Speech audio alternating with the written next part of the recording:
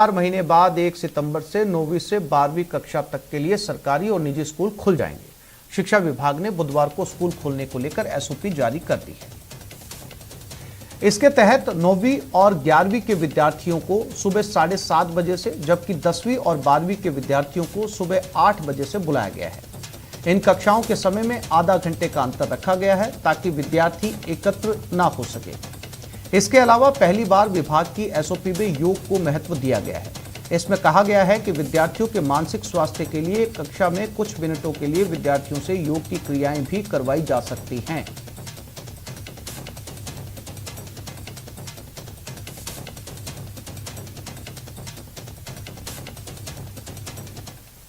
जम्मू कश्मीर और लद्दाख के पंचायत प्रतिनिधियों को लोकतंत्र का गुर सिखाएंगे लोकसभा अध्यक्ष ओम बिरला। दरअसल जम्मू कश्मीर और लद्दाख में जीते हुए पंचायत प्रतिनिधियों के लोकसभा अध्यक्ष ओम बिरला एक बड़ा कार्यक्रम करने जा रहे हैं। यह कार्यक्रम 27 अगस्त को लेह और 31 अगस्त को श्रीनगर में आयोजित किया जा रहा है।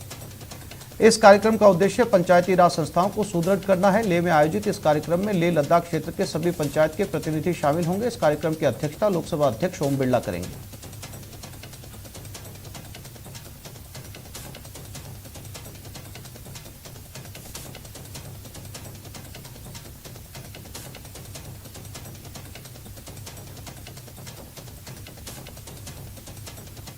नेशनल टेस्टिंग एजेंसी यानी एनटीए की ओर से joint entrance examination JEE main चौथे चरण की परीक्षा की शुरुआत आज हुई। कोविड प्रोटोकॉल की पालना करते हुए परीक्षा का आयोजन किया जा रहा है। आज सुबह परीक्षार्थी अपने निर्धारित केंद्रों पर परीक्षा के लिए पहुंचे। बता दें कि परीक्षा का आयोजन 27, 31 अगस्त, 1 और 2 सितंबर को भी होगा। हर दिन 2 पारियों में परीक्षा का आयोजन करवाया जाएगा। पहली पारी की परीक्षा सुबह 9 बजे से 12 बजे तक, जबकि दूसरी पारी की परीक्षा दोपहर 3 बजे से शाम 6 बजे तक होगी। एनटीए इस साल 4 बार जेईई मेन परीक्षा का आयोजन कर रहा है, जिसके 3 अटेम्प्ट फरवरी, मार्च और जुलाई में हो चुके हैं।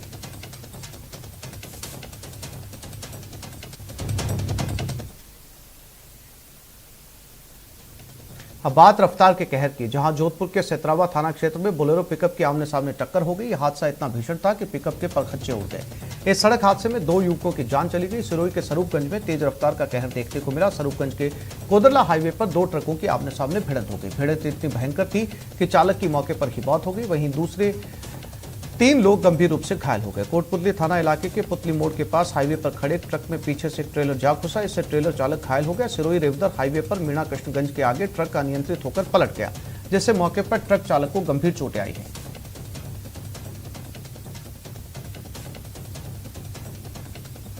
जोधपुर के सेतरावा थाना इलाके में बोलेरो और पिकअप वैन की आमने सामने टक्कर हो गई। हादसा इतना भीषण था कि पिकअप वैन के परखच्चे उड़ गए। हादसे में 2 युवकों की जान चली गई।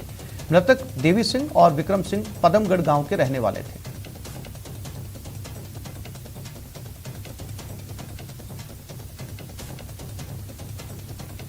सिरोही के स्वरूपगंज के कोदरला हाईवे पर 2 ट्रकों के आमने सामने भिड़ंत हो गई। भिड़ंत इतनी भयंकर थी कि एक ट्रक के ड्राइवर की मौके पर ही मौत हो गई, जबकि 3 लोग गंभीर रूप से घायल हो गए। घायलों को स्वरूपगंज के सरकारी अस्पताल में भर्ती करवाया गया। इस हादसे के काफी देर तक रोड जाम रही। मौके पर पहुंची पुलिस ने रास्ता खुलवाया।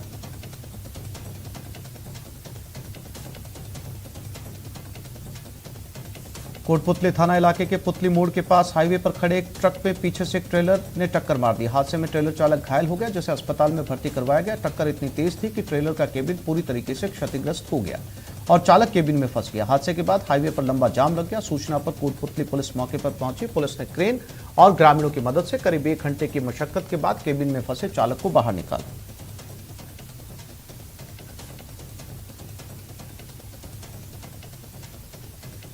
सिरोही रेवदर हाईवे पर एक ट्रक बेकाबू होकर पलट गया। हादसे में ट्रक ड्राइवर गंभीर रूप से घायल हो गया। ट्रक में पाउडर के बोरे लदे थे। हादसे के बाद सारे बोरे सड़क पर बिखर गए। हादसे के कारण हाईवे पर काफी देर तक जाम लगा रहा।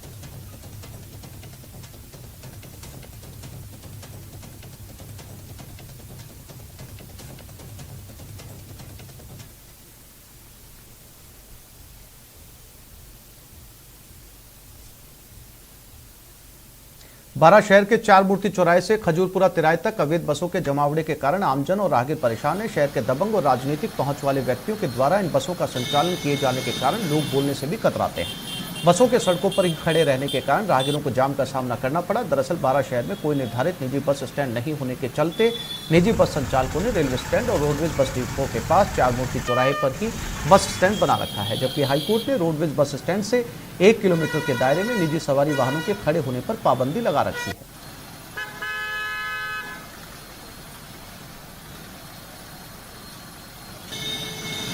और ट्रैफिक वालों की मिलीभगत है, और या तो इनका कुछ अंदर का लेन देन का कोई सेटिंग है क्या है, इसके बारे में तो कर ज़्यादा अपन विस्तृत नहीं करेंगे। पर आम जन को इतनी ज़बरदस्त समस्या है कि अब ये बसें जो प्राइवेट बसें जो बीच रोड पे खड़ी कर देते हैं, ट्रैफिक व्यवस्था अव्यवस्थित हो जाती है, गाड़ियों का जमावड़ा हो जाता है, पैदल चलने वालों को भी निकलने में बहुत बड़ी परेशानी हो जाती है। और अब देख लेते हैं टॉप 10 वायरल।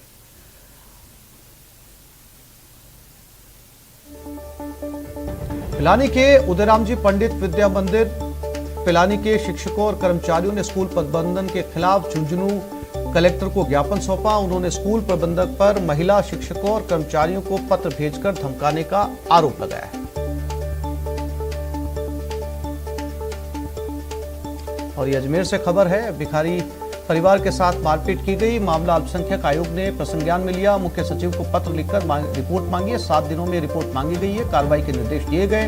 रामगंज थाना इलाके में 20 अगस्त को यह घटना हुई थी। पुलिस ने 5 आरोपियों को धारा 151 में गिरफ्तार किया है।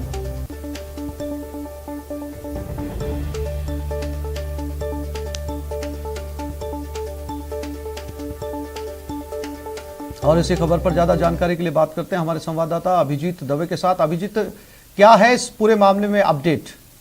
देखिए, 20 अगस्त का ये पूरा घटनाक्रम था सिर्फ, जहां पर रामगंज थाना इलाके में एक धर्म विशेष के भिखारी के परिवार के साथ कुछ लोगों ने मारपीट की थी, अभद्र भाषा का इस्तेमाल किया था और पाकिस्तान जाने तक की बात कही थी। इस पूरे मामले का वीडियो जब 2 दिन पहले वायरल हुआ, उसके बाद इसमें कार्रवाई की गई। हालांकि पुलिस की ओर से स्पष्टीकरण दिया गया था कि जो 5 आरोपी थे जो इस वायरल वीडियो में नजर आ रहे थे, उन्हें 21 अगस्त को ही धारा 151 के तहत गिरफ्तार कर लिया था और बाद में जमानत पर छोड़ दिया गया था। लेकिन इस पूरे मामले को अलग नजरिए से देखा गया था और इसमें सख्त कार्रवाई की मांगे विभिन्न संगठनों की ओर से भी उठाई गई थी, जिसके बाद अब पुलिस, चूंकि पीड़ित जो परिवार था, पीड़ित शख्स थे, वो उत्तर प्रदेश के रहने वाले थे और उन्होंने पुलिस में कोई लिखित शिकायत नहीं दी थी। लिहाजा पुलिस ने अपने स्तर पर जो है मुकदमा दर्ज करते हुए इसमें कार्रवाई शुरू की। लेकिन सबके बीच में राष्ट्रीय अल्पसंख्यक आयोग की ओर से प्रदेश के मुख्य सचिव को पत्र लिखकर इस पूरे मामले की एक तथ्यात्मक रिपोर्ट 7 दिन के अंदर मांगी है और उसमें यह कहा गया है कि इसमें पुलिस की भूमिका का भी उल्लेख किया जाए कि पुलिस ने इस घटना में कितनी गंभीरता, कितनी संजीदगी, चूंकि ये एक तरीके से शांति बिगाड़ने वाली घटना थी और कहीं ना कहीं सांप्रदायिकता को बढ़ाने वाली घटना थी जो इस देश की कौमी एकता के खिलाफ थी। इस लिहाज से जो पत्र लिखा गया है राष्ट्रीय अल्पसंख्यक आयोग की ओर से मुख्य सचिव को, उसमें तमाम पहलुओं पर विस्तृत जांच कर तथ्यात्मक रिपोर्ट 5 दिन के अंदर पेश करने के लिए कहा गया है। जी अभिजीत, जानकारी के लिए आपका धन्यवाद।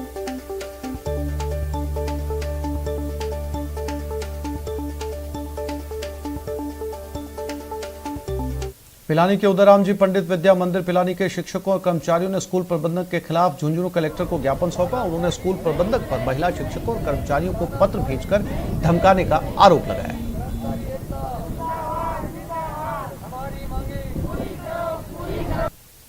2011 से पहले का स्कूल के ऊपर हमारी बकाया राशि है। 5वें वेतन आयोग की 20% और 6वें वेतन आयोग की पूरी 100% बकाया राशि हमारी है, जो कि मैनेजमेंट नहीं दे रहा है। विद्यालय बंद कर रहा है और लेटर देते हैं रजिस्ट्री तो वापस कर देते हैं और किससे फ़ोन उठाते नहीं है, मिलने जाएं तो कोई मिलता नहीं है। पाली जिले के सोजत सिटी थाना में 2 दिन पूर्व चोरी के मामले में गिरफ्तार कर लाए गए एक बुजुर्ग की देर रात पुलिस कस्टडी में तबीयत बिगड़ने से मौत हो गई। बुजुर्ग की अचानक तबीयत बिगड़ने के बाद पुलिस आनन फानन में बुजुर्ग को सोजत अस्पताल लेकर पहुंची, लेकिन तब तक उसकी मौत हो चुकी थी। बुजुर्ग की मौत होने की सूचना पर बड़ी संख्या में लोग मौके पर इकट्ठा हुए और पुलिस पर बुजुर्ग पर मारपीट का आरोप लगाते हुए अस्पताल के बाहर विरोध प्रदर्शन किया और सोजत थाना पुलिस को निलंबित करने की मांग की जा रही है।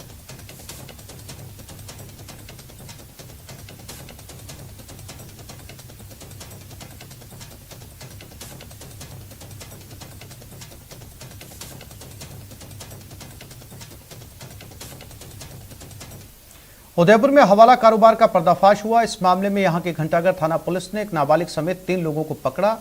साथ ही 1,48,50,000 की हवाला राशि भी जब्त की है। सफेद रंग की कार में ब्लैक मनी कहां से आए?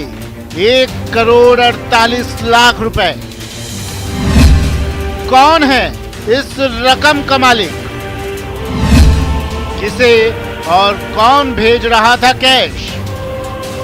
उदयपुर पुलिस की टेबल पर पड़े नोटों के बंडल उस हवाला कारोबार का जीता जागता सबूत है, जिसके तार उदयपुर से गुजरात तक जुड़े हुए हैं।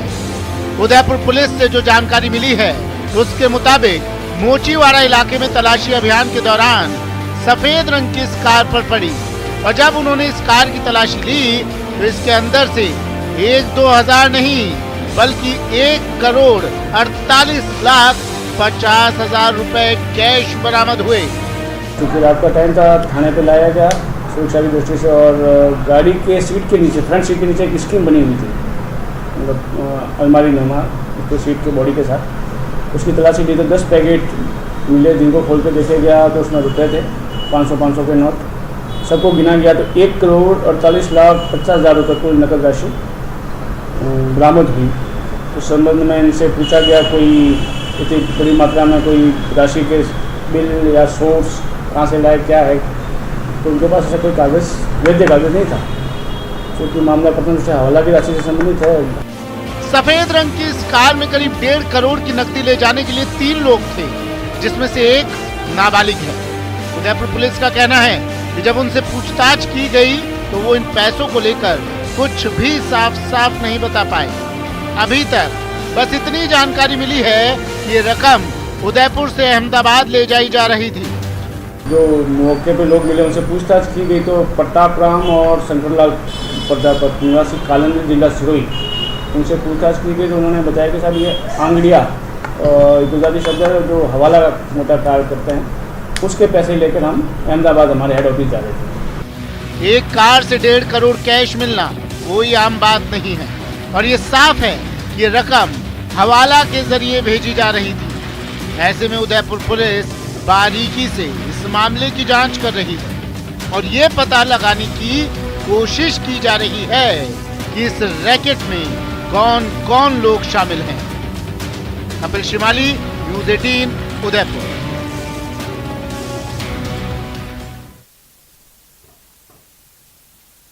इस बुलेटिन में फिलहाल इतना ही। नमस्कार।